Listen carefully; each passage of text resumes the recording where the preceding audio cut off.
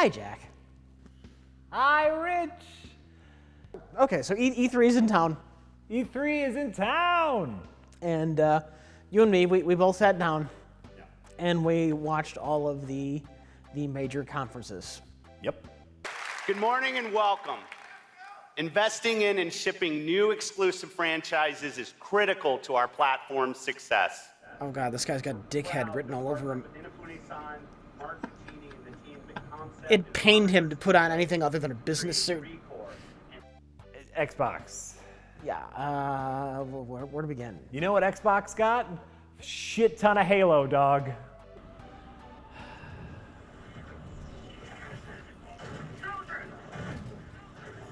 Those look stupid. Those look really stupid. That looked like Shadow the Hedgehog.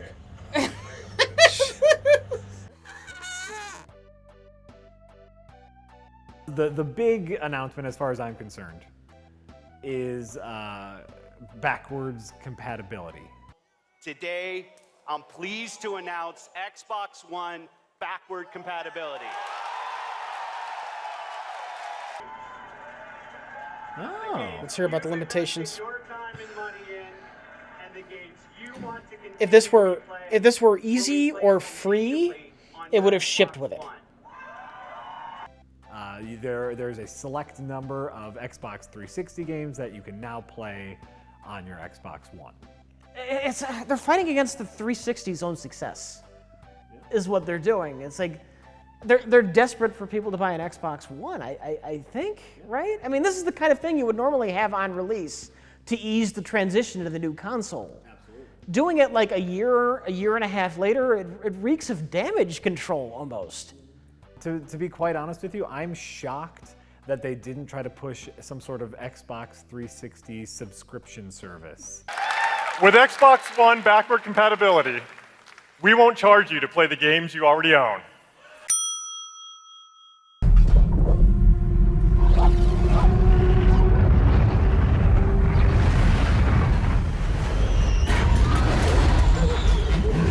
There was one moment during the Xbox conference that piqued my interest a little bit. And we see an interesting looking world and a little robot dog. Yeah. That's all we know about the game so far. And it started off a trend in Xbox's E3 where they decided not to show us any gameplay for the games that they were showing.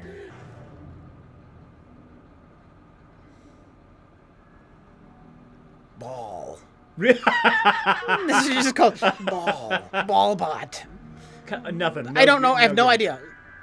Shooter? Is it a puzzle game where you have to build robots for your ball? Is it a real-time strategy game where you build more robots and develop balls to put in robots? What is it? Ooh. Look at those things.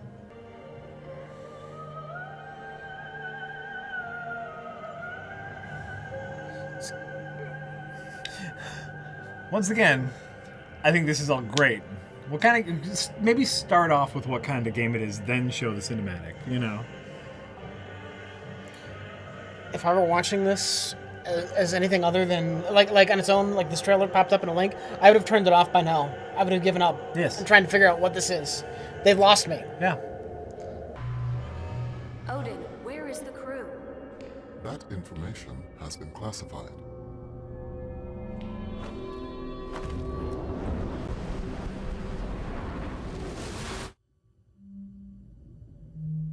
Odin, what am I going to find behind this door?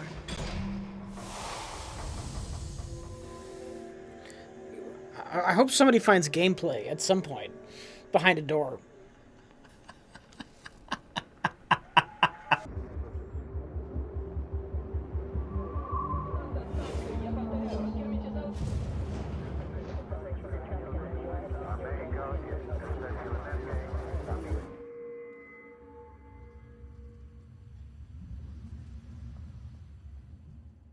All this shit that tells me nothing about the game. I'm really getting sick of it.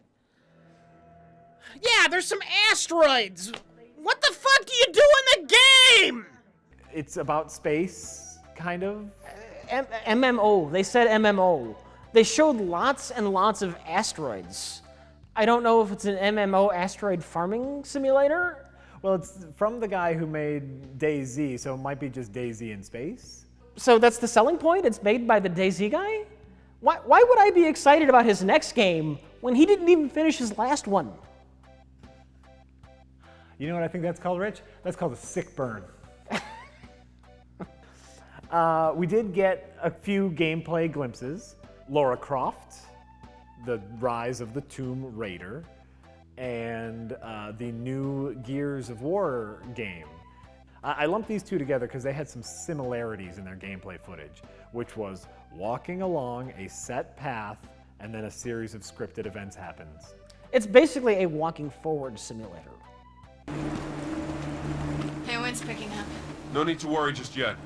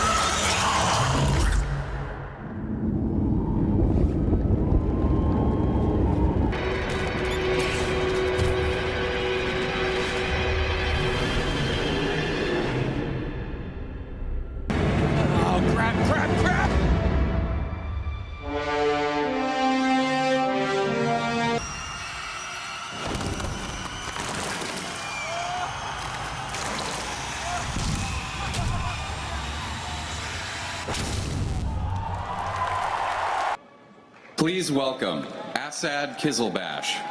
Assad Kizilbash. Not a made-up name.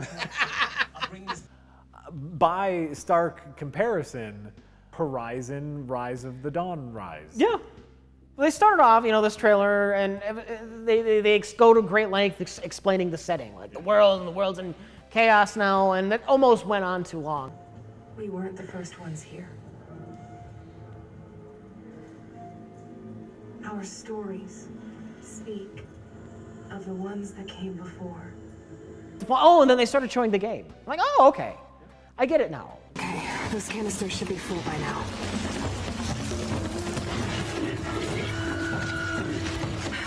Just a couple more. Oh, come on. Robots are like wild animals. Yeah, I like that. Robot dinosaurs. She fights Tyrannosaurus robot. Tyrannorobot Rex. Ooh, Robotosaurus. Tyrannosaurus robot. Robotosaurus. Robotosaurus Rex? Yeah. Okay. The lesson here, the teachable moment is during the backstory. What was your level of interest in that game? Like nothing. The world of the old ones was so different than ours. They had built incredible cities. During the gameplay, what was your interest in that game? Oh, this is interesting. Oh, I get it. Yeah. It looks like this is an actual game. Where, do you notice how there's no paths that you're walking? You're right. You have to fight a monster, and you get to choose how you fight the monster. You appear to have freedom of motion.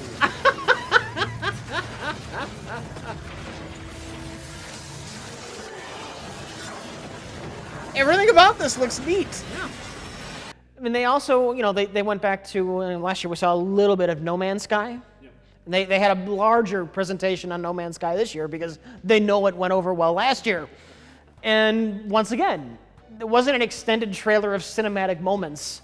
It was some guy playing the game, he got in a ship, and he flew around.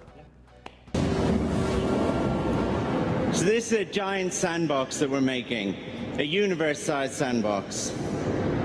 It's full of choices. Now, I'm going to say I'm a little bit worried about No Man's Sky now. Sure.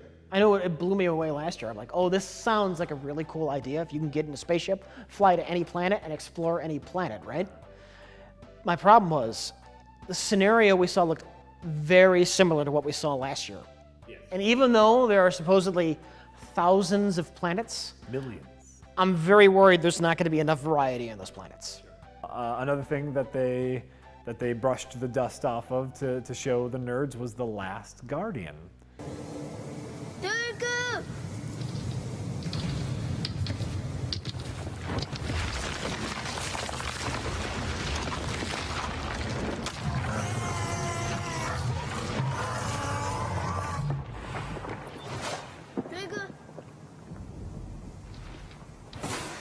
Okay, see, but you don't control the dog, cat, chicken directly. I mean, there's this little kid who, just like in the other Ico Colossus games, he talks in gibberish. Nikamo, hukadoi, honga!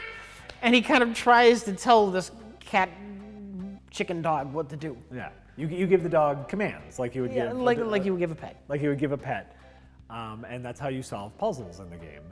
And it looks adorable and wonderful, and everyone just wants to play it. It's not coming out until next year. It is one mod away from being just the best Clifford the Big Red Dog game of all time. Oh my God, that would be great. Now, before we move on, it needs to be said out loud how great the animation on the cat, dog, chicken is. I mean, it moves and behaves exactly like I would expect an animal to move and behave. It's just great. I mean, whatever time they spent making this game, I'm sure it was just spent studying dogs. I think this developer wears his interest on his sleeve, and when he started making this game, he got a new puppy. And so he's like, here's the thing, everybody, we're making a puppy game. By the time the game is out, the puppy's gonna have died of old age. Oh, it's really true. It's gonna take a while.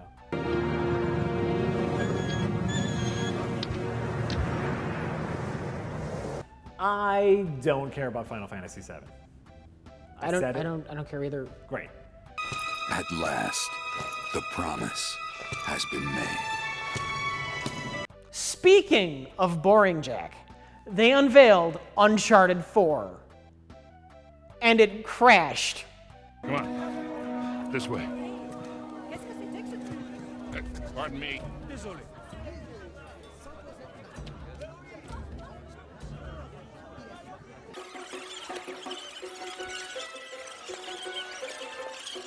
Yes, it's another Uncharted game.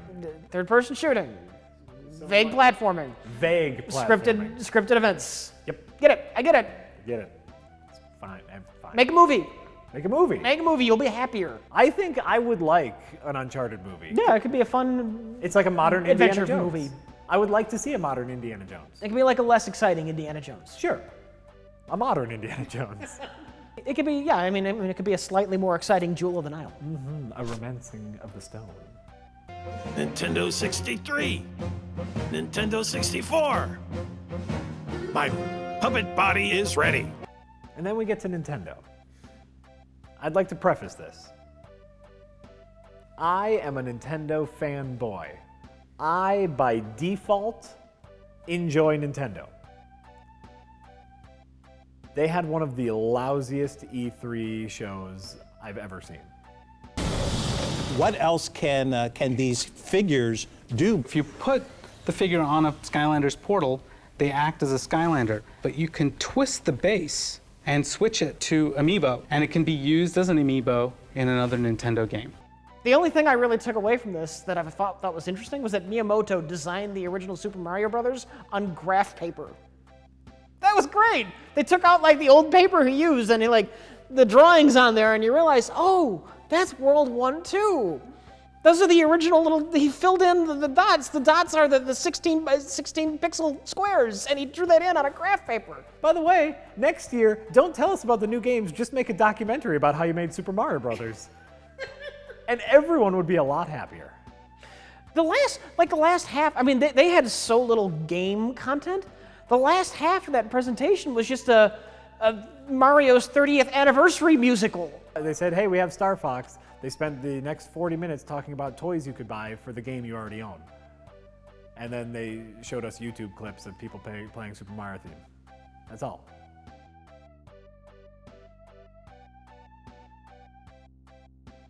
And then you have Bethesda. You have these people who are just passionate about the games they make, and they speak about them with their heart. Yeah. And it was really nice. I don't even necessarily care about their IPs, but it was very refreshing to see people who actually care about the games they're making talk about the games they're making. You got douche McTurd over there saying that they're gonna revolutionize the way we play games because now you can play games you used to own already.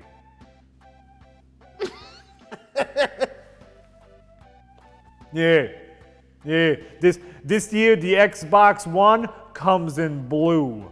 It's a revolution in the color of game you can play. Boom. And Doom. Here's Doom.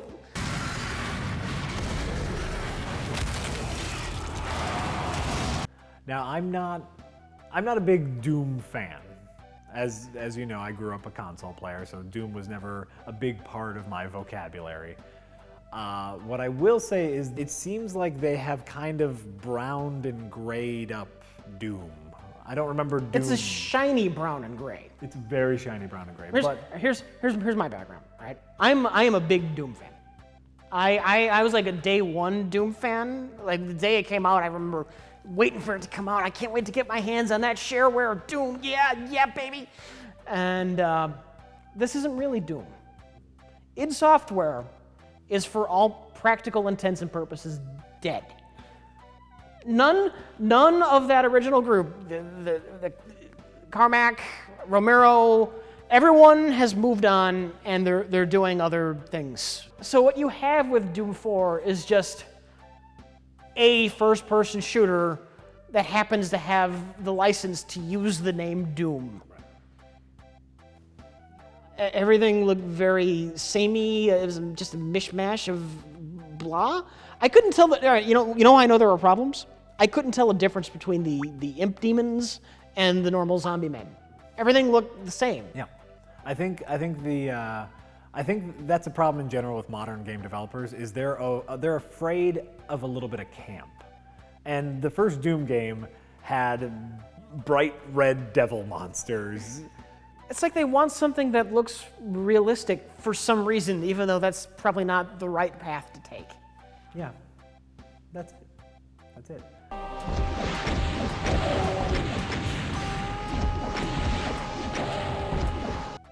So, winners, losers, E3 2015. Big winners is, I'm sure, the conference hall in California employs a couple hundred people. Hey-o! I am an old man, Jack. I am an old man. Yeah. And I remember the days before online live streaming. Yeah.